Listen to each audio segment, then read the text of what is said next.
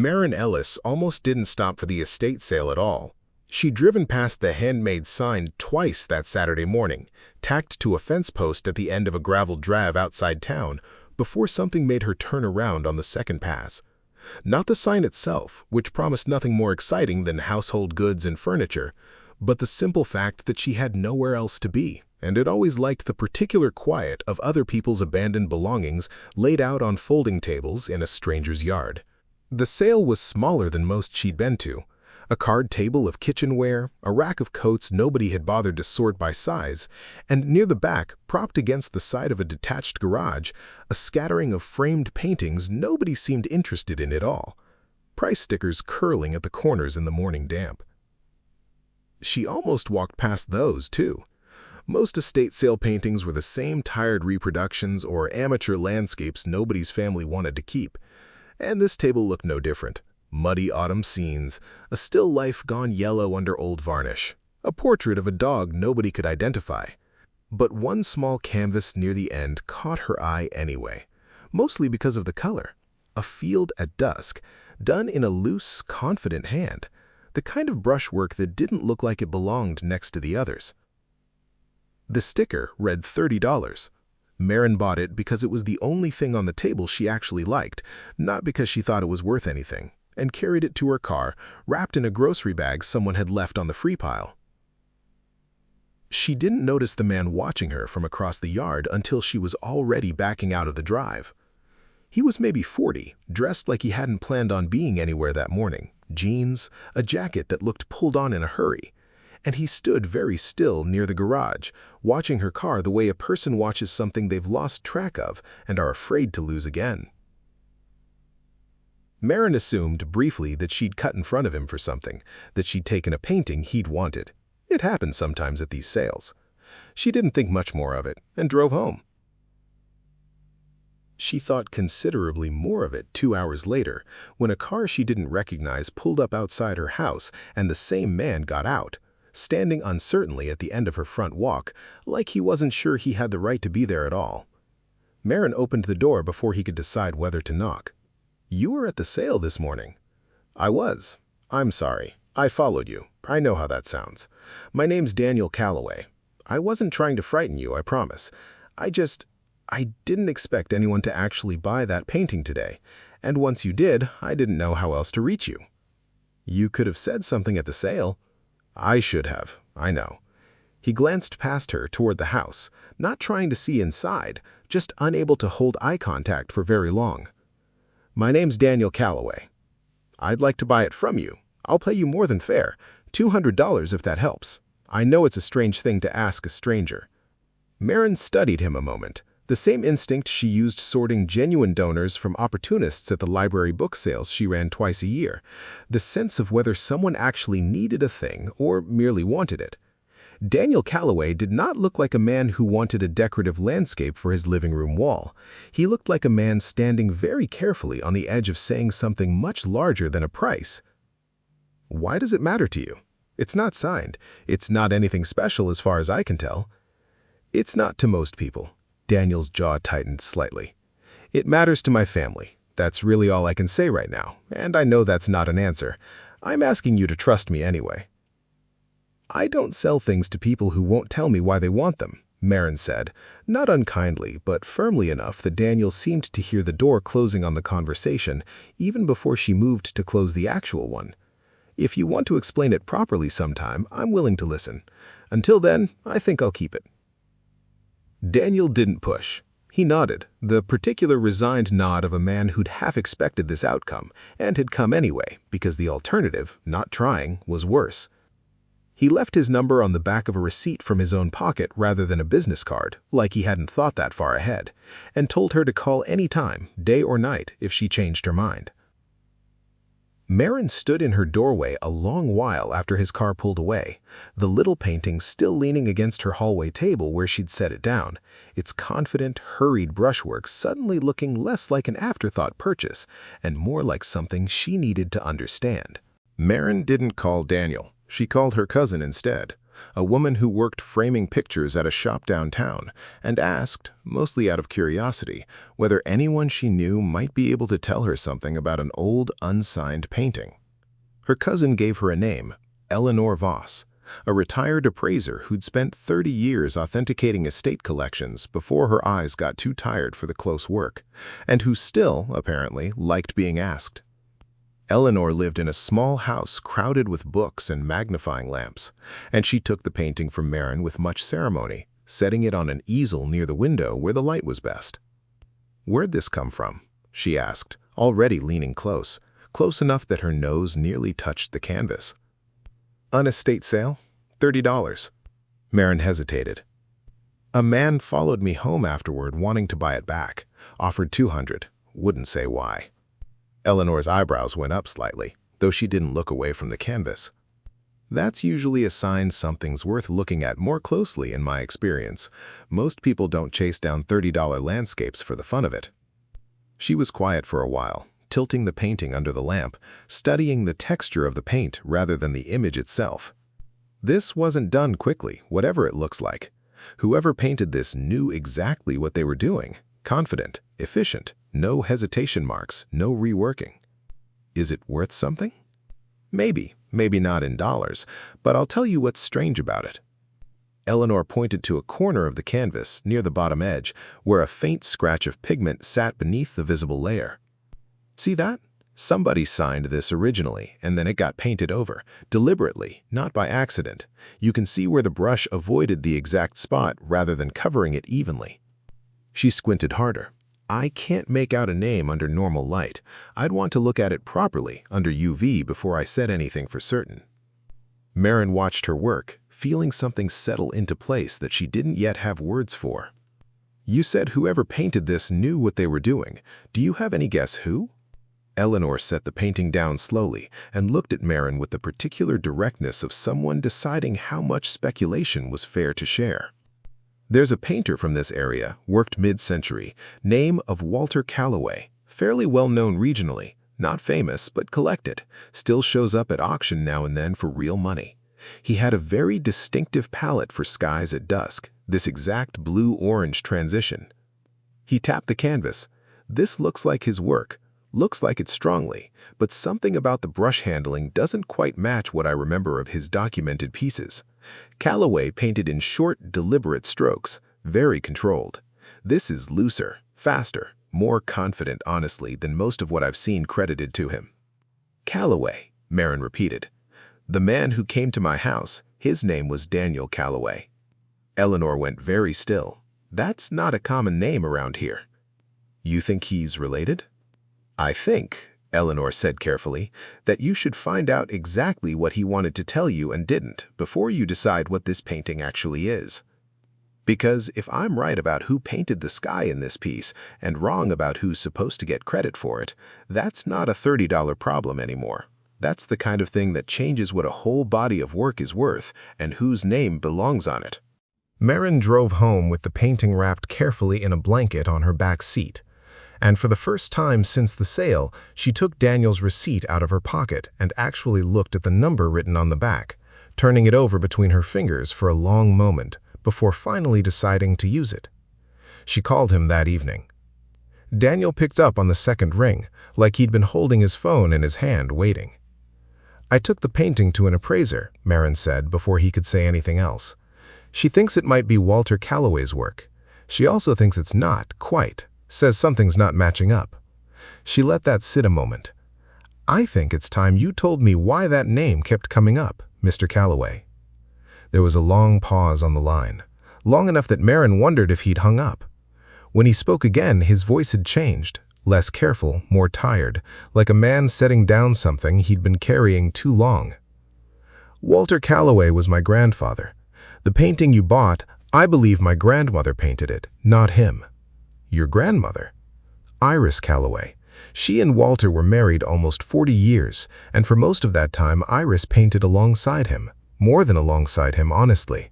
My mother always said Iris was the stronger painter of the two, especially with skies, with that particular light at dusk you probably saw in the piece you bought. But it was the 1950s, and the gallery that represented Walter didn't think a woman's name would sell the way a man's would, especially not next to his. So a lot of what Iris painted got folded into Walter's catalog, signed as his, sometimes literally over her own signature, sold as his, credited to him in every exhibition record that still exists. Maren sat down slowly at her kitchen table, the painting still leaning against the wall where she could see it. That's what Eleanor found, a signature painted over. That would be Iris's, I'd guess, if it's there. Daniel's voice tightened. My mother spent most of her adult life trying to get even a handful of pieces properly reattributed, and it's never gone anywhere. The foundation that manages Walter's estate has no interest in reopening that question. Every Walter Calloway already sold to a collector is worth a certain amount, specifically because it's a Walter Calloway. If it turns out a meaningful portion of his catalog was actually painted by his wife, that's not just an old family grievance anymore. That's a real problem for a lot of people who paid real money, believing they owned something specific. Did you want it back to protect the foundation? God, no. Daniel almost laughed, though there wasn't much humor in it. I wanted it back because it's one of maybe 3 pieces my family's ever been able to identify with any confidence as definitely Iris's work, painted before the marriage even, based on a photograph my mother has of her standing next to it at a county fair when she was 22 years old.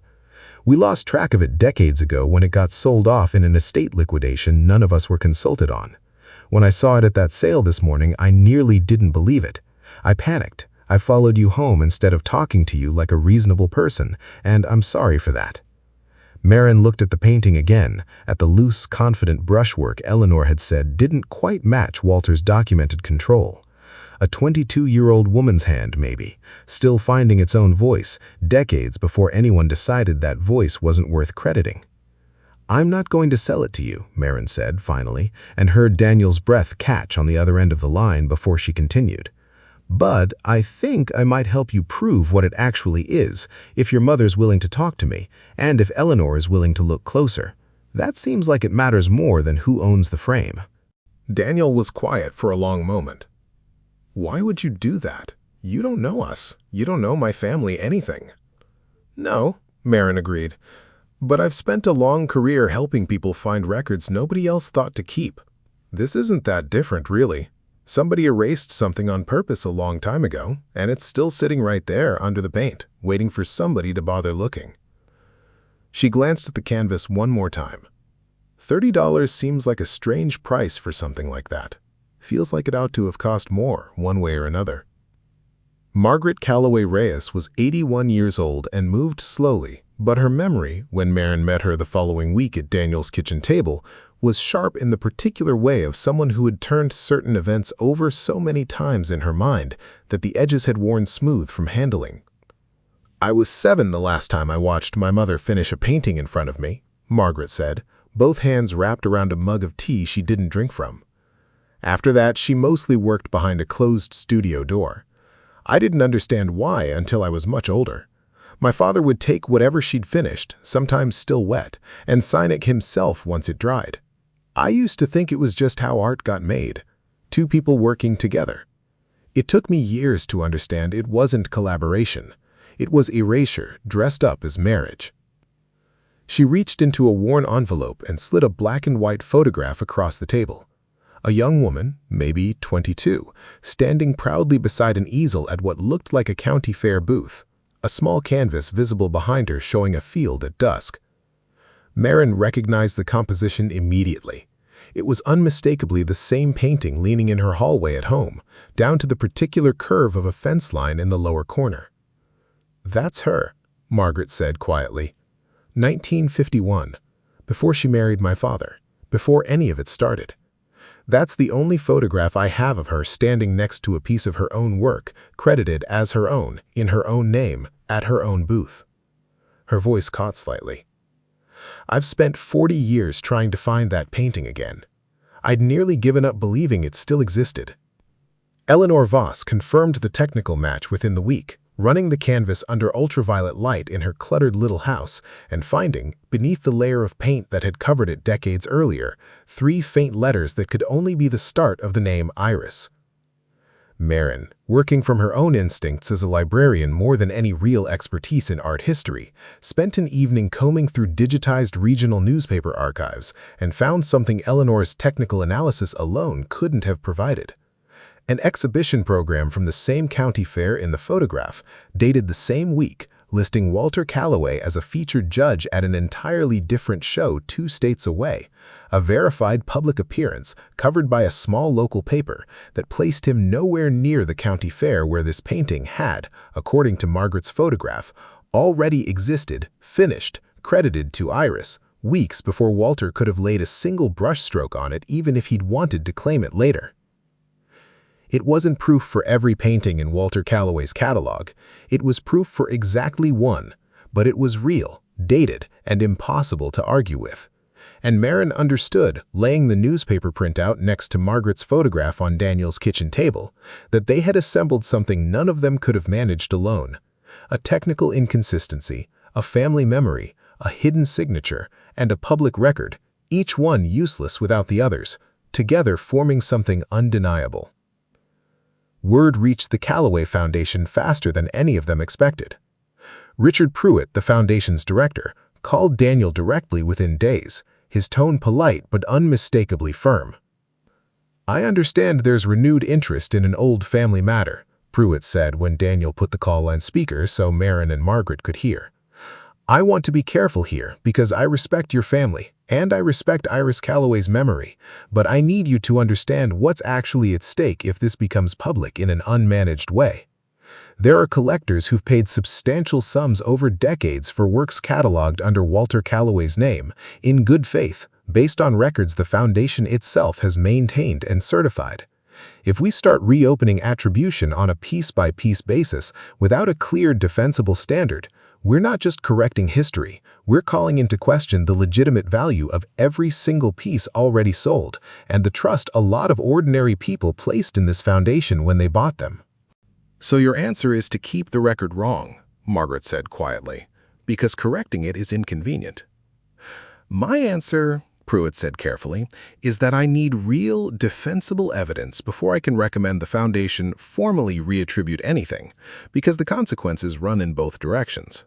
I'm not your enemy here, Mrs. Reyes, but I have an obligation to be careful, for reasons that have nothing to do with whether I believe you." Maren looked at the newspaper printout still sitting on the table, at the photograph beside it, at Eleanor's ultraviolet scans showing 3 faint letters no one had been meant to see again.